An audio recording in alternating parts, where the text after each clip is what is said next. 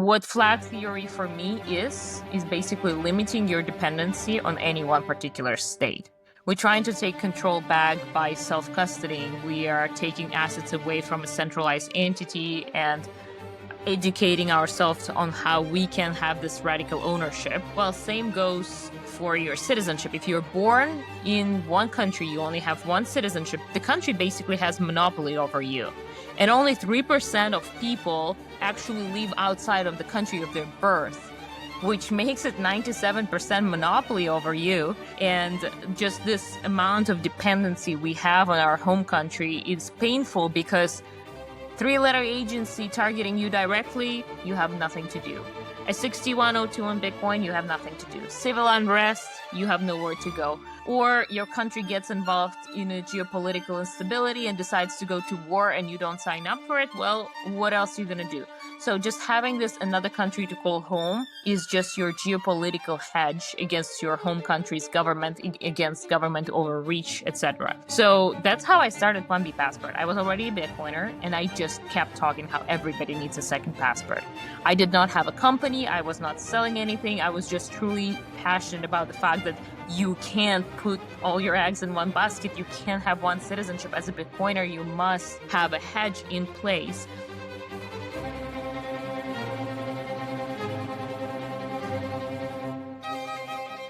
Greetings and salutations, my fellow plebs. My name is Walker, and this is the Bitcoin Podcast.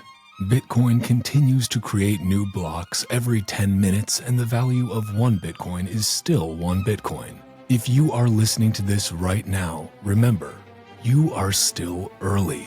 Find me on Nostr at primal.net/Walker and this podcast at primal.net/Titcoin. On X, YouTube, and Rumble, just search at Walker America. And find this podcast on X and Instagram at Titcoin Podcast. Head to the show notes for sponsor links. Head to substack.com/@WalkerAmerica to get episodes emailed to you. And head to bitcoinpodcast.net for everything else. Without further ado, let's get into this Bitcoin talk.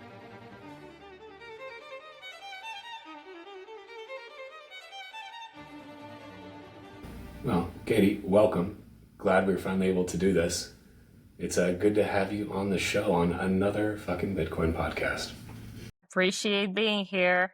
There's not enough Bitcoin podcast any day, anytime. 40 hours per week is what we need, right? I've been saying it. Until we have more Bitcoin podcasts than like TradFi, podcasts, we just don't have enough Bitcoin podcasts. Like we're sitting here today, Bitcoin is ripping up to new all-time highs. It seems like kind of a timid rip so far, though. It's like it's up to like 113 something or 0.113 million. But it's like, come on, let's really just like bust on through there so we can count it. This feels like okay, it's like kind of an all-time high, but like in a depreciating dollar. So like, is it really? I don't know. Yeah, we've seen 20% candles. Like, what is this 3%? Yeah, it's all-time high, something to celebrate, but like, let's go. Let's have some fun. Let's turn it up to 11. Just rip the fucking knob off. Yeah. Well, stoked to have you here. There's a bunch I want to cover with you. You're for folks who don't know. So you started Plan B Passport. Your company was just acquired this year, right? Or this was last year? Okay, by CitizenX. So, I mean, maybe we can just start out. I think a lot of folks in the Bitcoin space know you, but like, how did you actually? I mean, you came to this country from Russia, I think like 9 years ago, right? You have in that time learned English, started a family, started a business, had that business acquired, like been at every Bitcoin conference I've been to, and then probably a ton more. How did all of this happen? Like, how did you get to that point? And also, how did you just like do so much in that time? It's quite impressive. It's that immigrant hustle, Yeah, immigrant hustle for sure. Well, I moved here as a 21-year-old, didn't fully have a plan, came here on a tourist visa. My original plan was to actually go back to school because I never graduated bachelor degree in Russia. And I was a professional athlete at the time. So I was like, universities will want me. And that was true. Like I was talking to coaches in really great universities, but they were like, okay, like just learn the language. That's all you're lacking. You need to pass the TOEFL exam, which is test of English as a foreign language. So I came to the US for the language school. And then shortly after, I realized that, okay, if I go to college, I'll have to deal with immigration for so many years, but I already have good enough credentials to actually apply for immigration through extraordinary abilities. Because I was in top 20 world ranking at the time, and usually America Damn. wants athletes to compete for America. So I applied. 4 months later, my green card got approved. And funny enough, I got scammed by an immigration attorney. I paid her $12,000 to process my case, and she just ghosted me. So Ah, that was like, lawyers, man, yeah, I or fake know. lawyers. I'm not sure in this case, I guess, I am but yet to find out if she was fake lawyer or not. She got damn. recommended by other fellow immigrant anyway. So that was like the beginning of Plan B passport. I had to self-represent, and I was like, I'm kind of good at it, and I just, went through the process myself, started helping other fellow immigrants to apply. They would self-represent themselves, and I would just guide them.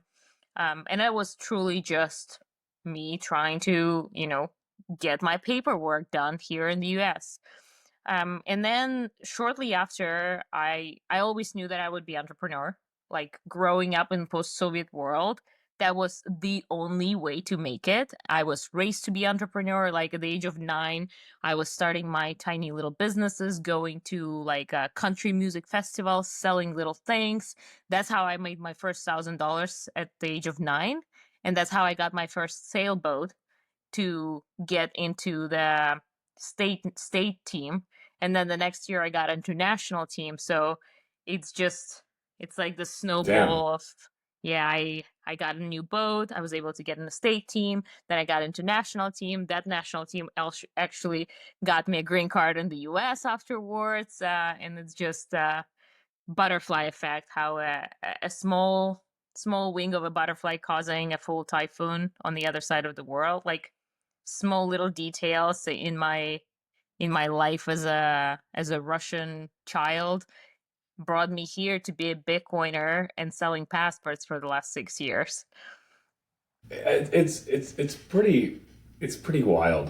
Just thinking of that journey. I mean, so when you had to self-represent, you had to basically go through all of these steps, and like for those of us who I did not really realize how difficult it was to both get into America. I mean, unless like you know come across the southern border under Joe Biden. Like I didn't realize how difficult it is to come into America the right way until I met Carla and started learning about her experience and learning. She was born in Romania. Her dad was a defector from communism there because communism sucks, and made it over here like eventually. But it was, I mean, she came over here when she was very young, just a couple of years old, and it took I think 13 or 14 years at least for her to become a citizen, and that was after her dad having been here for longer, her mom being here, that paying taxes out the ass. Like you have to do a lot. It's not just again, unless you're finding your Yeah. way in under Joe Biden. But like Americans don't understand it. Like it is difficult to do the things the right way. And I mean, I'm sure that has been your experience as well, given you had to self-represent right from the start. Yeah, well, American immigration, there is a lot of legal ways to get paperwork, to get everything in order in the US, but the department that manages all of it is honestly kind of a shit show. With their operations. I mean, they're super backlogged. That's one thing. They're not leveraging technology enough. The people, regular clerks, have no idea what to do. But also, we had like such a crazy switch in the last election cycle. From one side of the policies is like, anybody who applies for political asylum, we take your application, you come live here, and maybe 10 years later you will get to court to defend your application. So you have spent 10 years living here. To now saying no, political asylum for very few things. And you can, like, not everybody can just come across the border and apply. So, and if you look what's happening now with ICE and this whole drama taking place in the US immigration, we had 20 years of really weird policies that were keep going towards more free borders. And now we're slapping it and we're saying, no, this is not how it works. And we're trying to clean it up. And of course, there's lots of overshooting going on. And what I mean is like, I mean, you can't clean up 20 years of policies and change them in 4 months without making mistakes. And mistakes are definitely being made. People are getting pissed. And yeah, like I mentioned, civil unrest is starting based on these issues right now, because some people who are currently in legal status and have no criminal records somehow end up in ICE detention. So that's just raising lots of questions. And again, you can't make such big changes without making mistakes. So that's why we're already seeing the ambush on ICE facilities here in Texas just last week on 4th of July. We see something going on in Oregon along the same lines. In LA, Marines got deployed in the streets of LA to deal with the immigration issues. Well, immigration protests. The protests, yeah, Yeah, yeah. yeah. So yeah, the U.S. immigration is super interesting. It has really good policies, truly attracting capital and attracting talent. America is one of the biggest importer of talent from all around the world, and it's great. Like that's what you want. That's one of the routes of sovereign individual playing out, right? But at the same time, the US immigration department needs to be, man, and the USCIS and rebuild it. Like, and the Fed also, and the USCIS. Yeah. You know, it is pretty impressive. Like America is obviously like if you came to America for most of America's history, it was a self-selector for high achieving, maybe a little bit crazy entrepreneurial risk takers. Like that's what built America, was a bunch of people being like, I hate it over here in Europe or in wherever I am, England, Ireland, it doesn't matter. I hate it here. This sucks. I want to go make something of myself because there's no opportunities for me to do that here.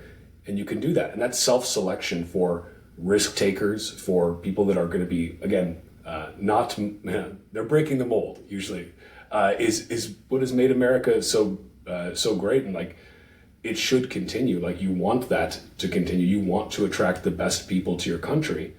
And I think now that people are less tied than ever by needing to be in a physical location to do a job, let's say, like you can work from a laptop anywhere in the world. Like, but ideally as a country, you want somebody that's high achieving to be paying taxes in your country if they're raking in a bunch of money from other countries.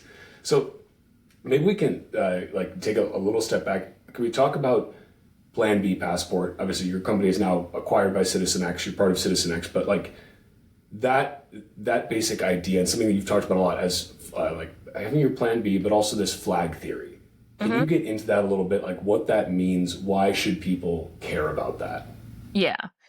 Well, as somebody who was born again in a post-Soviet country where the capital control is happening, seizure of assets is a normal Tuesday, and also that my passport doesn't get me anywhere in the world. I need to get a visa everywhere. Like I was prepared to be this passport lady because I lived through all this painful experiences.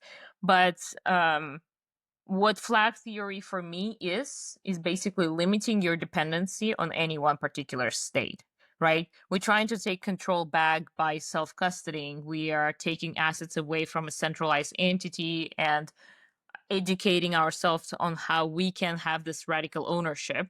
Well, same goes for your citizenship. If you're born in one country, you only have one citizenship. The country basically has monopoly over you. And only 3% of people actually live outside of the country of their birth, which makes it 97% monopoly over you. And just this amount of dependency we have on our home country is painful because three-letter agency targeting you directly, you have nothing to do. A 6102 on Bitcoin, you have nothing to do. Civil unrest, you have nowhere to go. Or your country gets involved in a geopolitical instability and decides to go to war and you don't sign up for it. Well, what else are you going to do? So just having this another country to call home is just your geopolitical hedge against your home country's government, against government overreach, etc. So that's how I started Plan B Passport. I was already a Bitcoiner, and I just kept talking how everybody needs a second passport. I did not have a company. I was not selling anything. I was just truly passionate about the fact that you can't put all your eggs in one basket. You can't have one citizenship as a Bitcoiner. You must have a hedge in place. So I kept talking about it on Twitter for like a year and a half, and people kept asking questions. And at this point, I was already pretty educated on what the world has to offer on a capitalist basis, like pay to play citizenship. So I just kept telling people where to go, what to do. And I realized that I have some audience, I have expertise, and I just started Plan B Passport. I mean, it's something that I think a lot of Americans, maybe myself included, don't think of a lot. This needing to have this optionality, because again, we're born with a strong passport. Like, Yeah. you know, that like this arguably, you know, and you could probably debate this because you know a lot more about passports than I do, but like the strongest passport in the world, or at least one of them, like it has been for a very long time. Like everybody wants that American passport. It's why people flock here in droves. That is not the case for much of the world. Like you were born with a weak passport. Like many people are born with a weak passport. And so I think, you know, it's hard for Americans to wrap their mind around the fact that like, oh yeah, you as an American, you don't need visas to go most places. Most other countries in the world, like if you want to come to America, you need a visa. You want to go a lot of places, you need a visa. Like it's not as easy as just like, you know, showing up, here's my American passport, let me into your country. Thank you very much, sir. Like it's just not the case. Let's talk about using Bitcoin the way it's meant to be used. Self-custodial, lightning fast, and ready for the real world. That's exactly what BitKit Wallet is all about. BitKit Wallet is a clean, powerful Bitcoin and Lightning mobile wallet that gives you full control on-chain and on Lightning. You hold the keys always. Whether you're brand new or are a seasoned Bitcoiner, BitKit's intuitive wallet design makes it simple to send, receive, and manage your sats. Quick Pay lets you fire off Lightning payments faster than ever, and seamless integration between on-chain and Lightning means your funds are always where you need them. It's your daily driver Bitcoin and Lightning wallet, and it actually feels good to use it. And with modular widgets, you can personalize your experience to match your style. There's even a Lightning node running right on your phone. No custodians, no compromises. Go to bitkit.to or search BitKit Wallet in your app store and start using Bitcoin like it's meant to be used. That's bitkit.to. I got rejected on a US visa prior to coming here. I got rejected, and then I had to reapply, and it takes $400 and 4 weeks of wait and an interview and providing your financial information like bank statements and buying tickets, showing them the return tickets. Yeah, it's a whole process. It's a due diligence on you for sure. And I've read on Twitter recently that you had 17% chance of being born in India, which is very weak passport, very weak passport. So yeah, your chances to be born with one of the most desirable passports in the world, in one of the most desirable locations in the world, are not that big. And that's why you probably never thought about hedging against your home country government, because you had it good for a very long time. This was the place to go. This is where the entire world was immigrating to, the country of immigrants, for a reason. The ambitious people come to the US. And it is still the case. Like in 2025, it's still very desirable location. And most of my clients do not relocate from America. They stay here, they enjoy their lifestyle, but they're hedging. They're just making sure that there is a plan B in place for their entire family. They either acquire it through investment, or they acquire it through, let's say you have some ancestral ties to Europe, like your children can still get Romanian citizenship through Carla, right? And sometimes it can go 2, 3 generations down, which people utilize this option. Like you have great grandparents from Poland, go get Polish citizenship, just to hedge. Let's see if I fixed it. I think I did. Yeah, Can you still hear the me? sound is much better. Yeah, yeah. You know, this is what happens when I don't have a producer. I don't have somebody to check to be like, "Hey, you are on the wrong microphone." So now we're better. But yeah. So I mean, it's tough. I think people also there's this feeling that like, okay, getting another passport is like out of reach for me. Like this is something that like only people who have $5 million or exceptional ability. I don't even know if they still are doing that one in the U.S. Maybe you can talk about that as well. But like this feeling like, oh, come on, like I can't possibly be able to afford that. I don't have 5 million or a couple million lying around. But there are other paths to this, right? So can you maybe talk about like maybe just like how do you go through this with clients? Like what do you look for? What kind of questions do you ask? What kind of questions should people ask themselves maybe to figure out what reasonable options do I have? Maybe some people do have that. I mean, a lot of people have a lot of money, so and Bitcoiners increasingly more so, right? But maybe they don't have a couple million to blow on something. What other questions? What other options are out there? How can people go about this? Yeah. So I always say flag theory is a security model. So when you come up with your Bitcoin security, you consider what are the tools out there, right? You look into there's a cold card, there's foundation device, there is a paper wallet, there is a seed plate, and you just play around your attack vectors, your what you are willing to spend on your security model, what you actually need, what are your goals, etc. Do you need an inheritance plan? And then you customize this model. So same goes for your needs and attack vectors when you consider your flag theory. So of course, it does depend on your net worth, right? Because there's a handful of countries that offer citizenship through investment, and only citizenship by investment truly allows you pick and choose citizenship in under a year, right? Because that's true capitalism applied to nation state services. So that we're talking about countries like Serbia, Caribbean offshore jurisdictions, El Salvador, Argentina is launching in a couple months. So Turkey would be another one. And you can actually pick and choose considering what are your geopolitical risks, what's your home country government, etc. Now, if like that, we're talking about $300,000 average check or so.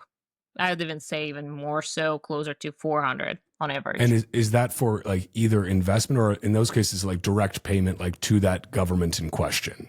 Depends on the jurisdiction. So with Turkey, Okay. you buy real estate, 400,000 euro worth of it. With Caribbean islands, it's mostly donation. El Salvador, $1 million donation. So depending on the country. And by the way, I'm talking about like a family offering, right? So it's not that per family member. It's you do one donation, and under this one donation, you can qualify main applicant, spouse, children under 30 years old in some cases if they're unmarried, your parents who are 55 years old plus. So like 3 generations Wow. can go under the same donation. So big families apply together quite often. And then again, depending on jurisdiction, you can consider who can be dependent. But then what else do you have in your flag theory toolbox? You have citizenship by descent. You can't choose because that depends on where your ancestors are coming from. But most countries in Latin America will allow you to get citizenship if your grandparents were born there. A lot of countries in Europe, almost all of them will allow you to get citizenship if it was parent or grandparent. Some jurisdiction will go back as far as 4 generations, as long as the lineage has not been broken. So we do genealogical research on behalf of our clients to know all the life facts, like when they move to the US, when the naturalization happens, when the marriage happened, to consider if they qualify for the citizenship by descent. Of course, on top of it, we have actual relocation and naturalization, right? So just like I moved to the US, got my permanent residency, and then will get my citizenship, you could move, let's say, to Mexico tomorrow, get yourself residency based on financial solvency and based on showing your income from abroad. They will welcome you as a resident because you're earning money elsewhere and bringing it to Mexico. And then after 5 years of being a resident and spending some time there in the last 2, you will be able to apply for naturalization and become a citizen of Mexico too. And that works also for majority of the world. So as long as you legally move to the country, usually spend 5 years there, you are able to apply for citizenship. So there are many routes that will allow you to get citizenship. And just like for me, I used citizenship through exception, basically, right? Or like based on my skills. Skill-based immigration is one of my favorite topics as well, because Do podcasters qualify for that, or is that usually in usually some not the case? jurisdictions they do, like Wow. UAE. Like, Really? yeah, go to Dubai. You will probably be able to get the residency there based on your media appearances. Wow, I was halfway joking, but good to know. Okay. Yep. So it is very interesting. And citizenship by investment is a true capitalism applied to nation state services, right? And like this pair of Bitcoin plus citizenship through investment is truly the union of sovereign individual, because now we have the money that can be moved across borders very easily, and we have individuals who are willing to cross borders for better life. And by better life, I also mean things like lower taxes, better regulatory environment, free speech, and things like that. So now, with their lack of ability to control the capital, because we can move across borders with 12 words in our head, they actually have to start competing, not just preventing us from leaving, not just gatekeeping the capital. They actually have to start competing for the fruits of our labor, for our capital. And that's what we're seeing happening right now. Like El Salvador just turning around the country and saying, hey, we are actually pro-economic freedom. We're going to say zero corporate tax for 10 years. Of course, we're going to see Google and what other, NVIDIA and Tether moving to El Salvador, because you open the doors for businesses, you let them build, they come and build. We're going to say you can come and be a citizen of El Salvador, and we are actually taking a strong stand against whatever bullshit is happening in Europe. Well, come be a citizen for 9 Bitcoins. And that's how they're going to stack. They're attracting capital, they're attracting citizens, and people are paying the price for that. And that's how I see the nation state race for stacking Bitcoin that will evolve. Like right now, we see public companies issuing shares to buy Bitcoin. Well, El Salvador can't issue US dollars to buy Bitcoin. They don't have access to money printer, just like most of the world doesn't have access to money printer because their currency is already very weak. The US dollar is getting weaker by the day. So they can't just print money to buy Bitcoin. They have to provide some value and they have to bring in capital. What is the one asset they can issue in order to buy Bitcoin? Well, that's a citizenship. So we see El Salvador being the first country in Latin America launching the citizenship by investment program. And now we see Argentina saying that they are going to launch a citizenship program too. So this is a true sovereign individual thesis playing out, the end of nation states, the true capitalism applied to government services. Come, bring your capital, pay to play citizenship, use our nation state services, pay zero capital gains taxes on Bitcoin, pay zero corporate taxes, and here we are. That's how this competition starts. It definitely is like the very much the sovereign individual thesis. It also reminds me. Have you read the book Snow Crash? No, have not read that. It's outstanding. I think you would enjoy it for this perspective as well. It's a classic. It's basically the author like invented the term the metaverse, like before metaverse was all shitcoiny. Like this was back in like the 80s. I think he wrote this. But one of the concepts in there is that basically the nation state is gone. Like the U.S. government is like a couple of blocks. It's like one tiny little thing, and then like that's the United States of America is like this tiny little suburb basically, and then the rest of it is just all these basically nation state corporations. They're offering services like, and if you want to pay more, you get better services. You know, like these crazy robot guard dogs that will destroy people on your behalf. So like it's very and he paints it in a somewhat like dystopian lens, but I don't think it necessarily has to go that way. Like governments should be service providers. That should be like if you're paying taxes, you should be getting some services out of that. It shouldn't just be like, hey, let me just take 40% or 50% of everything you earn at the point of kind of a hidden gun. And to the people who say like, well, they're not actually confiscating your money under the threat of violence. It's like, try not paying your taxes and then Yeah. try resisting arrest when the armed IRS agents come to your house to arrest you. They will shoot you, and then you will die. And so it's like that. It only takes a couple of hops to get in a very bad situation. And I'm kind of curious, are the majority of your clients, I mean, if you can like talk about this, but like, do you have most of your clients that are like Americans looking for second or third or fourth passports elsewhere? Or is it people from all over? I mean, like, where is your biggest customer base from as their mother country? 100% America. I mean, I'm Okay. not saying 100%, but like the Yeah, majority yeah. is definitely Yeah. America. I would say 60 to 70% Americans. And the number was higher until the Canadian election. Now Canadians are taking a big chunk of the pie. And then the rest is just usually some Europeans and some people with very weak passports like Nepal, India, etc. But yeah, Americans are definitely top of the list. Partially because my content is in English. I'm in America myself. The distribution channels are usually towards Americans. But also, if you look at the statistics of the Caribbean islands, Americans has been like a really, really growing audience, really growing purchasing chunk of the pie over the last 8 years. So Okay. And in terms of, so you mentioned the Caribbean islands, is that kind of a go-to place for a lot of Americans? Can you talk at all about like, because obviously there's a lot of options to choose from. Some are better than others. How do you go about that process? I mean, let's say from the citizenship by investment lens, where basically you have the capital, you can take you're not worried about the ancestry or whatever. You have money and you want to be able to go anywhere. How do you pick what is going to be best, or which ones are best, or how do you think about that? yeah, you have to keep track of the current geopolitical environment, as well as you have to understand your attacks and threats, right? Attack vectors and threats. Caribbean island is just easy go-to for a true Plan B passport that is truly just a hedge in case of emergency. You're not expecting this emergency to take place.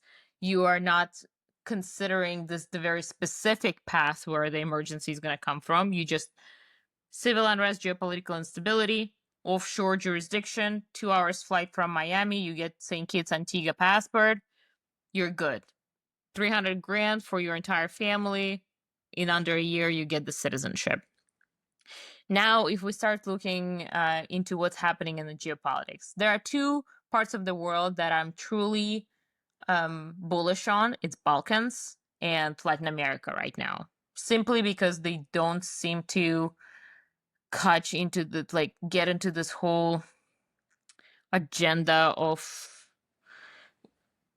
the surveillance is for your safety, all that, like they just live their life. They truly, and both of them still have this anti-socialism antibodies in their DNA because they've tried it quite recently in the last 2 generations. They know where it leads, so they're not taking that route. So from these countries, what options do I have? We have Serbia, citizenship through exception, gonna end up around 400,000 euro for you, spouse, and kids under 18, or El Salvador, that is taking a strong stand in their freedom, economic freedom, and individual freedom kind of stand.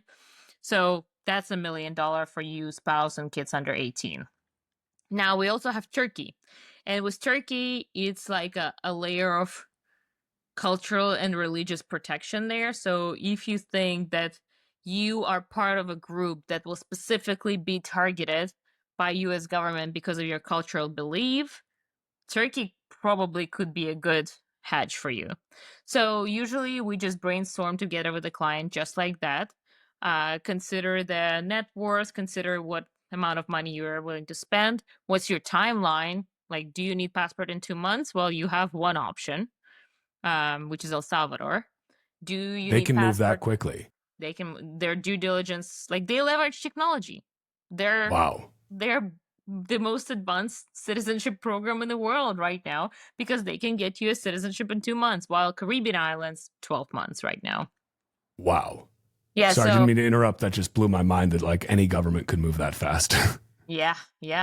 That's in Sovereign Individual they say the smaller nation states will be the first one to get into this game because they operate like a startup. It's not a giant machine like in the US. I predicted the launch of the Trump card.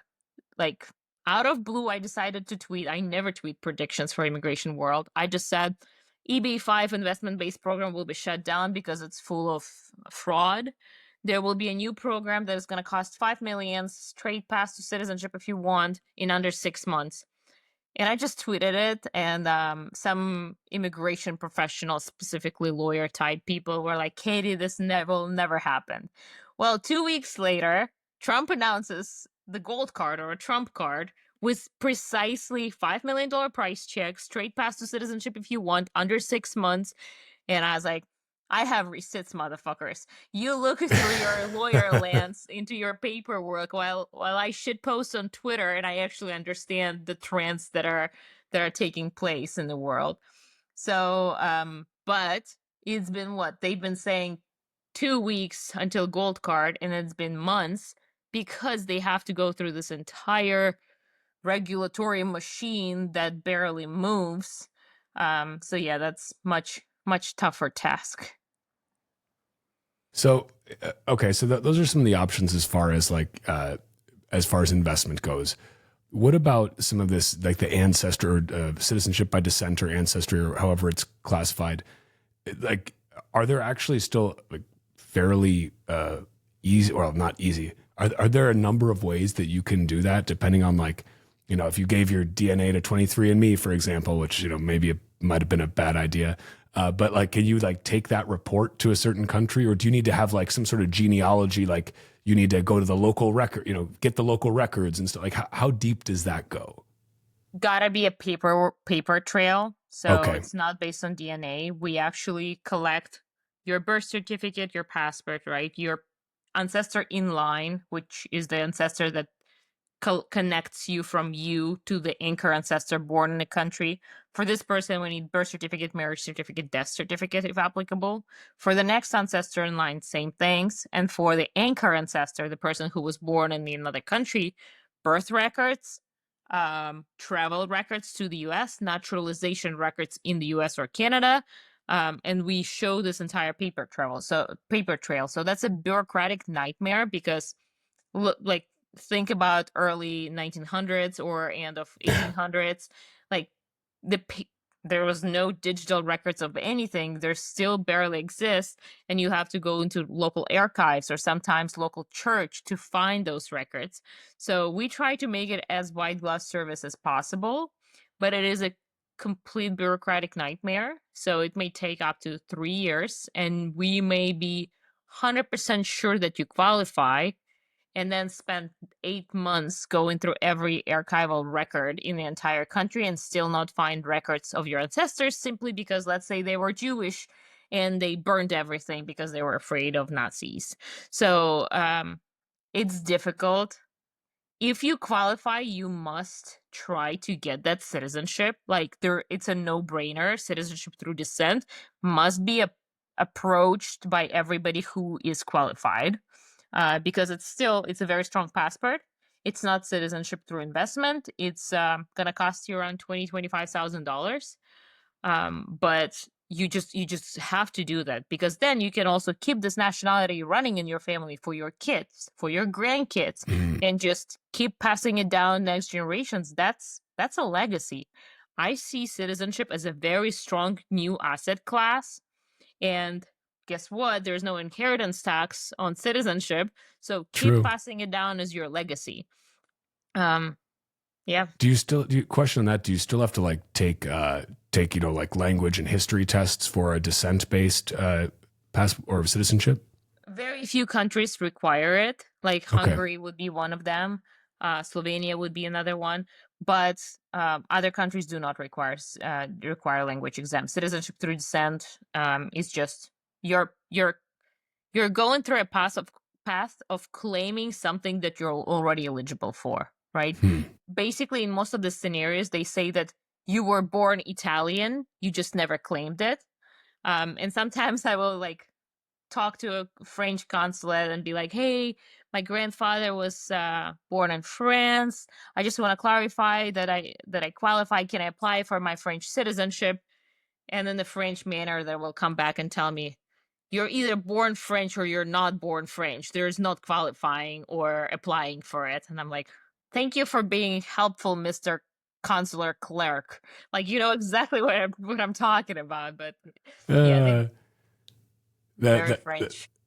it just reminds me of an interesting like saying that my father-in-law, who again escaped communism and came to America, said. He was like, Walker, America is very unique because if you go to, he actually used the examples of France and Russia. So you go to France, you can become a citizen, you can pay your taxes, you can marry a French woman, you'll never be French. You can go to Russia, you can become a citizen, you can pay your taxes, live there for your whole life, you'll never be Russian. But you come to America, you become a citizen, you pay your taxes, you're American, and like that's a very very unique thing. And that just like first time he said that, I was just like, oh, damn. Like it's true, but like, yeah, you'll never be French. You're either French or you're not. There's no in between. Yeah, no, definitely. I feel quite American these days. I Yeah, haven't spoken a word of English 9 years ago, and now I feel like I closed my cultural gap. I feel home. I have a family here. Yeah, definitely feel American in many ways. I mean, you are American, and so let me ask you about that. So you're, I think you've been public about what city you live in, right? Yeah, I'm in Austin, Texas. Okay, just wanted to make sure I wasn't going to dox something. So in great Bitcoiner city, from what I know, and so like of all the places, like now I mean, presumably you have a number of passports yourself. You practice what you preach in terms of flag theory. You bet. You could go to a lot of places. You choose Austin, Texas, in the United States of America. Why? And I guess, well, let's start with why. Then my next question would be, what's kind of your biggest fear? Why, like, that makes you want to have that Plan B passport? That to be able to engage in that flag theory. Like, what's your biggest fear for America that like would cause you to need to like, I need to get the fuck out of here? Yeah. Well, between me and my husband, we can literally live anywhere in the world. Like, because we have other citizenships, but we also have a skill set that is welcomed in most of the world. We also are able to move with capital, which is welcomed in most of the world. And I have all the knowledge to move to literally any country out there. So it is very precise choice for us to live in the US and to specifically be in Austin, Texas. Some of this is family based, none of this is career based, honestly, because yes, I do like to hang out with Bitcoiners, but we both work remotely from home. So Right. that is not the reason. But I found the perfect tribe. And you know how I was talking about the toolkit of flag theory? Tribe is another instrument in a toolkit that I really value.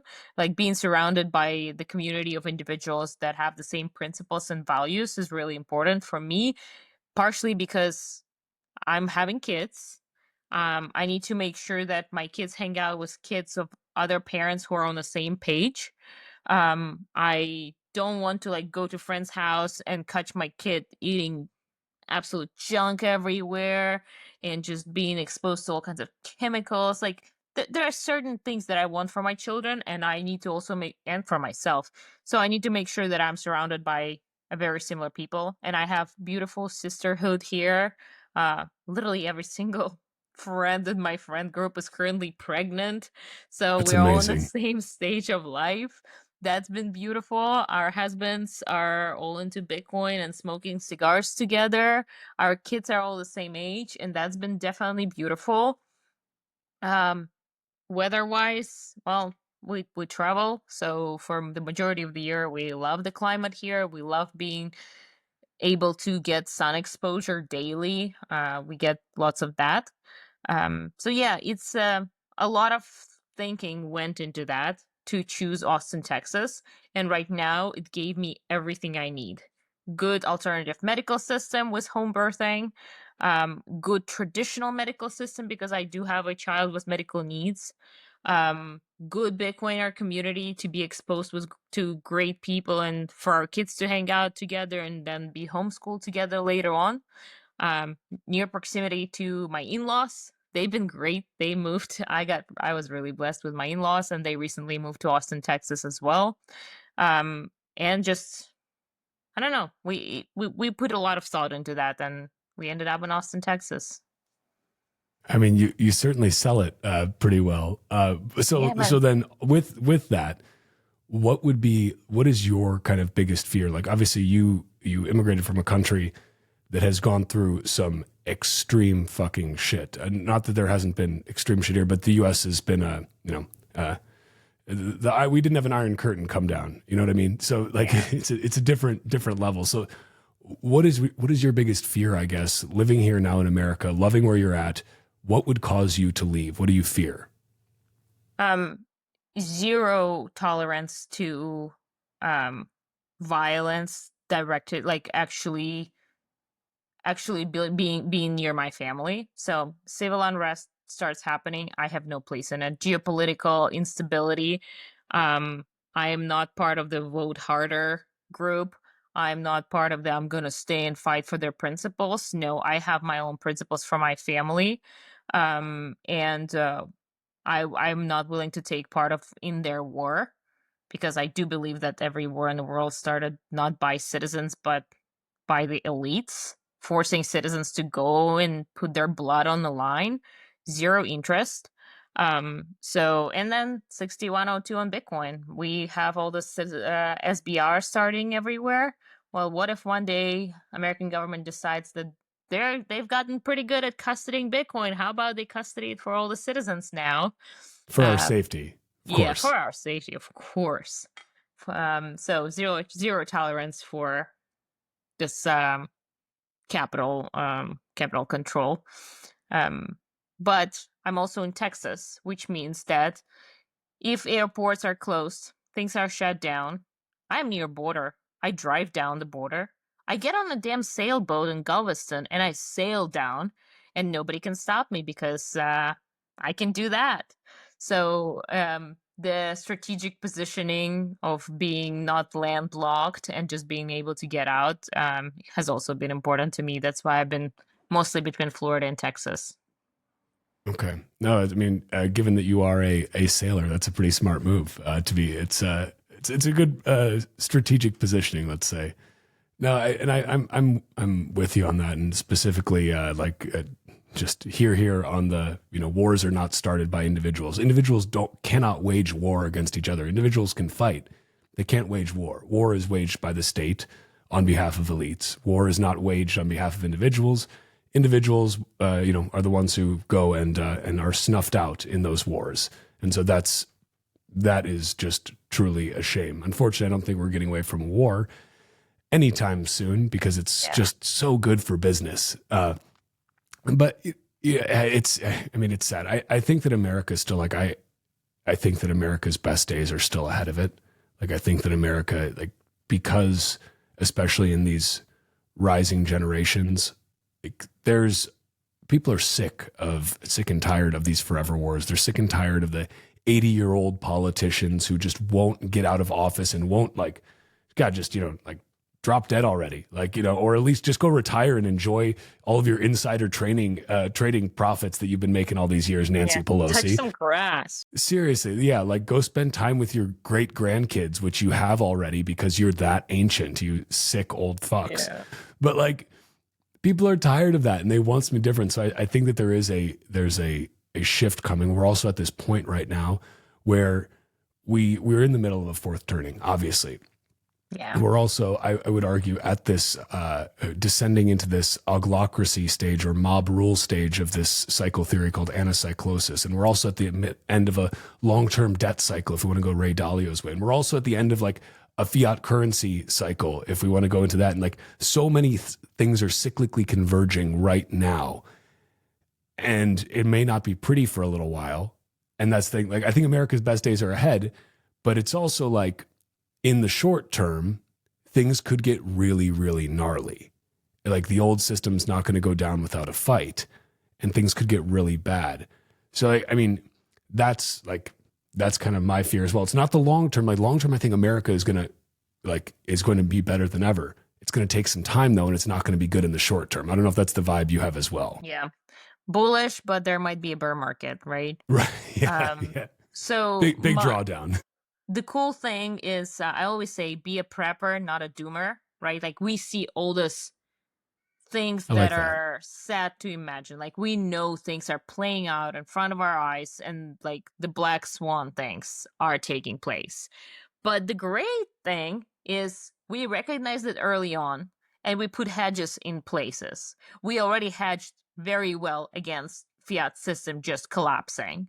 We are also hedged with our passports against civil unrest, political instability. We got citizenships. We all are in great health. We really make sure that we can survive things for longer than others. We took care of that. And we just focused on beautiful things. We are raising families, we are investing in those families, while the world might have gone to shit at some point, but we have the beautiful things. So be a prepper, not a doomer.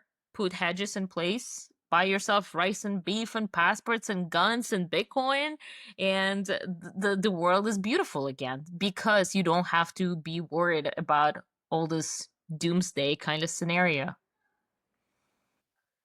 I like that very much. That's a put that on a t-shirt or something. That's a good words to live by. I'm curious how you see. So, we touched a little bit earlier just on that sovereign individual thesis and people, voting with their feet, but voting with their capital as well. And I'm kind of curious. You mentioned, okay, yeah, these smaller nations, obviously they have that sort of startup agility. They can move more quickly than the big behemoths. That's a huge advantage. It creates, the game theory gets very interesting because, again, these small nations are incentivized to do that more and more so. This big, slow ones try to catch up. But I'm curious kind of how you see this playing out. The difficulty is, to what we were just mentioning, in terms of like short-term instability in the U.S., if that's happening in the U.S., it's probably happening in Europe. It's probably happening in most of the world. So how do you hedge against? I mean, does that just come down to stack as many passports as you can and see which nation isn't burning? Like when the shit hits the fan, like is that the only thing you can do? Stack strategically, recognizing the trends in the geopolitics. Like right now, we see Europe Union is fighting hard against citizenship by investment programs. They come up with all kinds of different reasons, but the reality is they don't want people to be able to pick and choose where they go. So the ECJ, which is like a European Court of Justice, just shut down Malta's citizenship by investment program. They're working hard on shutting down Caribbean citizenship by investment program. They don't like that their citizens can shop around for a new jurisdiction. So it's kind of bearish for the industry. But in my view, Europe has no power. Like they're running on their legacy power that half the world already doesn't believe in. They're going full on socialist, completely walking towards poverty, and everybody knows that. So for how long they have any power, if anything, yet to hold. So I recognize that while they still have some leverage to those smaller nations to come and stop their citizenship program, um, this will take turn very quickly. Like we start seeing new nation states showing up on citizenship by investment list, and it's gradually then suddenly. And that's one of the reasons I really want to see Trump card come into fruition, because if America, the very strong nation of the world, can just say, hey, there is a citizenship for sale here, well, it will be a green light for many smaller nations to go and do that. And then it's just game theory playing out in front of our eyes, taking care of everything. The smaller nations want that chunk of money too. They need it.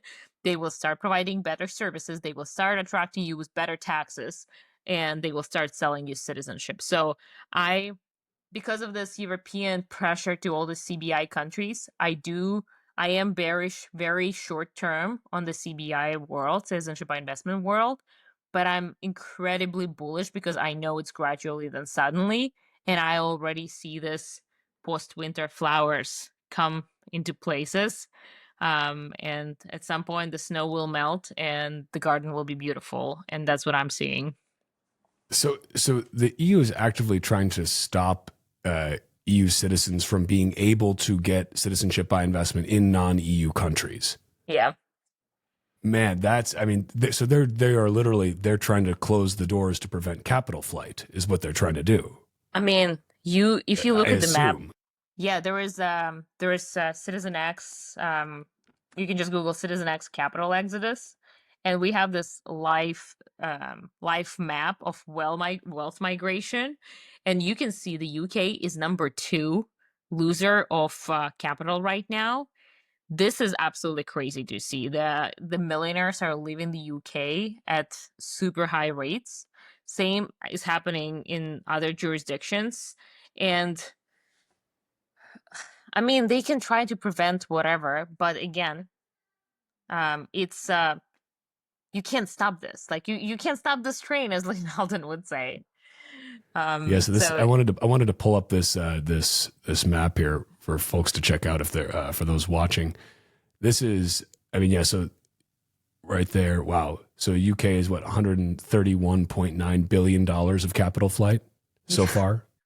yeah, Is that what's the time scale on this? Is that just in the um, last year, or is that like they're looking at total? let me Oh, yeah, see. that's year to date. Wow. Yep, Wow. That is yeah, it's insane. 250 in 1 year and 430 in 3 years. So yeah, it's Wow. it's been said to be the UK over the last few years. And the wealthy are always the canary in the coal mine. They're Mhm. the ones who are able to execute fast, who have access to all the best consultants in the world and ready to execute. So if we see it within millionaire crowd, well, the middle class is next. Well, right now the middle class is paying for all that. That is just like, that's nuts. I mean, to see, especially in the UK, it's like, I know they have their government is looking at all the migration to UAE as a huge issue for them, because that's kind of like the trend that they're seeing over there is, out of the UK into the UAE. UAE is obviously getting a lot of people coming from all over the Oh place, yeah. but I mean, this is just like, but it's like, what do you expect? Like, what do you expect when you create a socialist, verging on communist, totalitarian temptation dynamic in your nation, where you don't allow people to speak freely, where you take the fruits of their labor and spend it on stupid fucking shit, where you treat them like criminals in their own country while letting the actual criminals roam free? It's like, what do you expect, you morons? Of course people are going to leave. You're doing a terrible job running the country. Obviously they're going to leave. If a business is serving you dog shit food, you're not just going to keep eating it, and you're certainly not going to pay for it. You're going to leave. Like, this isn't complicated. It's like we have 300 years of a complete proof that economic freedom leads to economic prosperity. And yet, we go back to socialist agenda. We go back to hating rich people. Today, I commented on Peter McCormack's post. He's Yeah, basically yeah. saying being rich is good. That we should literally praise those people, thanking them for bringing value, building value. And there is this German economist. I actually followed him on Twitter. I don't know why he's never done a round of Bitcoin podcasts. I truly hope he's a Bitcoiner because he's there. And he actually wrote a great book on how Vietnam and Poland got out of poverty. And in this book, he also says only the countries that have a positive attitude towards wealth and towards rich people can actually get out of poverty and move towards economic prosperity. So we have to see being rich, being prosperous, being wealthy as a good thing. But then we have this entire leftist agenda saying tax the rich are bad, they're the ones causing problem, but they're the ones paying the most taxes. What are you talking about? And you're just wasting it over here. So economic freedom leads to economic prosperity. You let people build, you let people keep their money, they actually start building and making money. So you can like see it in the power dynamics of the world and just track it. And yet here comes the UK and just says, oh, let's raise taxes. Oh, we hate rich people. it's just not going to go well. Like, it's one of those things where it's like again, as you said, we've got 300 years of proof that like capitalism is not only great for people inside a capitalist nation, but like there's a great quote by a guy, Jean-Francois Revel. He wrote The Totalitarian Temptation. And it's like paraphrasing, but one often wonders what would become of socialism if capitalism was not there to support it. Like, which is, just amazing. Socialists hate to acknowledge that it's, they're like, well, look at Sweden and Norway. They're basically, and it's like, okay, like, I guess we're just, like, you're just not even worth my time. But like socialism and communism just don't work. And it's not that you haven't done it right. It's that you've done it right every time. You've done it exactly like how you're supposed to. It's just that it doesn't work because it's a very bad way. Like, it is anti-human to treat people like that. And people die in the millions. Absolute misincentive right there, right away for everybody. Every ambitious person is not gonna exercise their ambitions if it doesn't lead anywhere. What's the point? Why would I keep putting the work if we're under socialism? So yeah, just lack of incentive will stop the progress, and that's so clear to me. But I was born in a post-Soviet country, so if you look at all the Bitcoin girls on Twitter, half of us from like Eastern Europe, and I think it's because we have this antibodies for socialism. Yep. I mean, yeah, like off the top of my head, you, Carla, Natalie, like, and many, like the list goes on and on. But like that's the thing I've had guys ask me before, like, oh, how do I like get my wife or get my girlfriend into Bitcoin? I'm like, I'm the wrong person to ask because we kind of got into it at the same time. And it's because she's super based and came from Eastern Europe and is like, hey, communism sucks. You shouldn't have communism when it comes to your money. And like, you should be able to do whatever you want. And like, so you're just like, Eastern Bloc women are just prepared for Bitcoin. Yeah. Like you're ready for Bitcoin. You don't need to be explained to why totalitarianism is bad because like you've lived it and your family has lived it. Like 100%. It's self-evident. Yeah, the moment we learn enough about Bitcoin, we got it. Like we just did just enough to get there, and it's not as clear for the Western world for sure. Just because you haven't lived through those experiences. But at the same time, the content is in English, and that's why America is very much leading the Bitcoin adoption. So you guys are seeing through that too. Yeah, thankfully, step by step, paso a paso, as they'd say in El Salvador. Question: this is just like a logistical question. Is there any limit to how many passports you can have? There are some jurisdictions that don't allow dual citizenship, for example, India, China. But other than that, no, there's no limit. You can have so like as a U.S. citizen, you can just stack as many as you want, essentially. Keep stacking, yeah. That's kind of wild. I feel like that's maybe not super well known. Like for a while, I thought that like U.S. citizens like couldn't have dual citizenship in some cases, but like there's no restrictions on that if you're U.S., right? No, absolutely no restrictions. That is wild. What is your besides the U.S. passport? Like what is your like the gold standard or the Bitcoin standard of passports in your mind? I would always like if I didn't have my passports, right? Like if I was to completely just pinpoint right now in 2025, I would definitely want Serbia because it's Schengen but outside of EU, or like any of the countries that is like Balkans that are still Schengen but outside of EU. Yeah. Then actually Canadian probably instead of American because America has citizenship-based taxation and Canada doesn't. Really? Then yeah, you can actually not pay Canadian anything or file in Canada once you break up with Canada, which is not that hard. Then I would get the Latin American, but some of the based Latin American, so it would be El Salvador, my number one right now, Argentina or Paraguay. That's probably already pretty good triangle. Yeah, that's a nice stack already. Mm-hmm. I mean, it's so like, okay, El Salvador moves fast with these other countries. It's like a year. Do you have people come into you who are like I need another passport like tomorrow? Like, does that happen a decent amount, or are people you like? Yeah, Are we but at this that's a point where red people are planning flag. ahead? That's Okay, usually a fair red enough. flag. The one time that I had a client like this, um, he ended up like ghosting me, and later when the due diligence came back, I realized why he ghosted me, because he was in jail.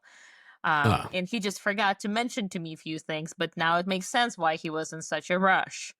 okay. So yeah, if you need it tomorrow, well, that's a good thing to mention. It's like you want it before you need it, because when you need it, it's too late. So that's why people just execute without this like pressuring need, because under pressuring need, you might not pass the due diligence and you might not be able to get that citizenship anymore. So get it before you need it, just like, the gun. You need it right now, or you don't. If you don't have it, you don't. It's too late, basically. So same goes for every security model, and if you really need it, it's too late, probably. Do you think, like, looking long term into the future, if this sovereign individual thesis keeps playing out, if we are seeing nation states, really striving to operate more as service providers, right, to really make sure you're getting the most out of whatever money you're spending there, do you think that's, I mean, is that something where it's going to be basically impossible for nations to get away with charging ridiculous taxes? Like the EU is not going to be able to do what it currently does, because people, I mean, unless they trap their citizens there and make it impossible for them to leave, it won't even be feasible anymore. Like, those nation states will just perish. Like, the sovereign individual thesis will just play out, and it'll be the end of the nation state as we know it today. Yeah, just imagine like a subscription-based model, right? Like you have 5 different streaming platforms. And for some reason, you're willing to pay for Apple TV more than you pay for Netflix and Prime and this and that, because there is severance. So there is an incentive for you to pay for Apple TV that is higher than for others, and you're willing to pay that higher price. So it's the microstate system will have similar to subscription model, and once you're unhappy, or the streaming platform doesn't provide you with what you need, you unsubscribe, you break up with that platform, and you go find better nation state service provider at a better price. We already have decentralized money that is outside of any government's control. The other thing is monopoly on violence, right? But the violence is getting decentralized as well with the technology and drones and everything. So anybody has access to pretty violent defense and offense these days, and it's only going to get more decentralized. That will basically allow microstates to exist, to protect themselves, and to welcome citizens. And in a microstate world, yeah, it's just subscription based, and once you have this free market competition, it's much easier to price your services, right? Because you get to compare. And if you don't have gatekeepers, then the free market competition just evolves. But in our scenario, we have the money that doesn't allow gatekeepers to exist, because we can bring the 12 words with us. So now it's just the game theory of them realizing that they have to compete. Do you think the nation state itself ends up goes into this microstate kind of situation where they're forced to get smaller and smaller and smaller, and to then, even though they're small, but then they can actually provide for their citizens in a meaningful way? Is that how you see that transpiring? Yeah, and let's see what happens with Alberta in the next 360 days. Yeah, that is okay. So what's your read on that? Because first of all, the Canadians I talked to, like, I didn't know actually a ton of Canadians. Like, I could count them on one hand before Bitcoin. And I get into Bitcoin, and I've met more based Canadians than I could ever imagine. Like, just I had no idea Canada was full of so many based people, but maybe it's just, it's a lot of the Bitcoiners. And they're all in Alberta. Yeah. Yeah. So, like, okay, what's your read at what's going on there? Like, it seems like people in Alberta are pretty pissed because they basically, are supplying the energy for, most of the rest of the country, and still get shafted for it. But, like, do you think that's actually something that's going to move quickly? Yeah, for the 6 weeks after the Canadian elections, I was just talking to Canadians all day long. They expect capital control, they expect full surveillance state, and Alberta, well, those based from outside of Alberta are literally moving to Alberta in case Alberta's exodus actually happens. And that's what I advise them to do as well, because in case of exodus, you want to be the citizen of Alberta. You will keep your Canadian citizenship because you were born with that. Now you get an Alberta citizenship too, and you get to actually choose where you want to be. At the beginning, I wasn't believing that would actually happen.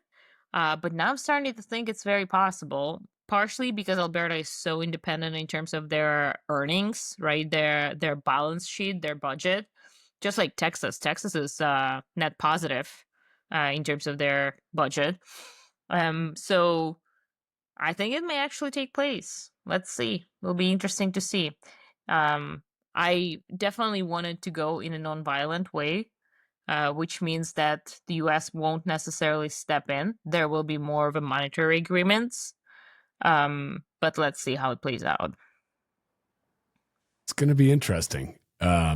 I mean, it seems like there's a lot of momentum for it, and you can only push people so far before they just say, I'm not doing this anymore. Like I've had enough of this. We're sick of your fiat games. Katie, is there anything we did not get a chance to cover yet that you were like that you wanted to make sure we did? We've gone in a lot of different directions here. You've also just given a ton of great information for folks. Is there anything we didn't get a chance to get into yet that you wanted to? No, I think we covered pretty good amount. Just get educated on what tools you have, what access to what instruments you have. I have one-on-one brainstorming calls for free on our platform. So just create an account on CitizenX and you get access to my calendar, schedule a free call. Happy to do that. I'm excited to start developing new programs and new jurisdictions that are targeting Bitcoiners specifically. We've seen El Salvador being born a Bitcoin native program, which not going to say anything, but 3 years ago, I did write an open letter to President Bukele saying they should launch a program. But really, like this acquisition, Plan B Passport acquisition by CitizenX, partially reason behind it is because we want to be that accelerator in a sovereign individual thesis that helps those nations launch digital native Bitcoin native programs to start attracting the actual capital, not the fiat fake money, but the real money, and allow Bitcoiners to vote with their capital. I love it. Where do you want to send people? I'll link that chart that we pulled up as well, but just citizenx.com. Anywhere else you want to send folks, I'll link it all in the show notes. Yeah, I can give you my cal.com link so people can schedule a call right away. Sure. Yeah, doing it through CitizenX is the best way because I'll ask you a couple questions that will help me prepare for the call. Appreciate it very much. Yeah, it was great having you on, and now I'm coming out of this thinking I need some more passports. So I guess mission accomplished on both counts. But yeah, I'm very bullish on the United States of America. But again, it doesn't hurt to have options, especially when those options are perfectly legally accessible. So I need to look back through my ancestry. I'm a bit of a mutt, so I'll have to see what I can do. Yeah, let's look into that. Well, Thank you so much. Really appreciate this. The Bitcoin podcast. So you're welcome back anytime, Katie. Great to see you. Great to see you too. Thank you, Walker.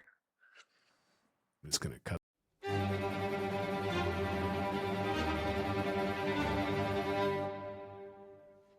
And that's a wrap on this Bitcoin Talk episode of the Bitcoin Podcast. Remember to subscribe to this podcast wherever you're watching or listening, and share it with your friends, family, and strangers on the internet. Find me on Nostr at primal.net/Walker and this podcast at primal.net/Titcoin. On X, YouTube, and Rumble, just search at Walker America. And find this podcast on X and Instagram at Titcoin Podcast. Head to the show notes to grab sponsor links. Head to substack.com/@WalkerAmerica to get episodes emailed to you. And head to bitcoinpodcast.net for everything else. Bitcoin is scarce, but podcasts are abundant. So thank you for spending your scarce time listening to the Bitcoin Podcast. Until next time, stay free.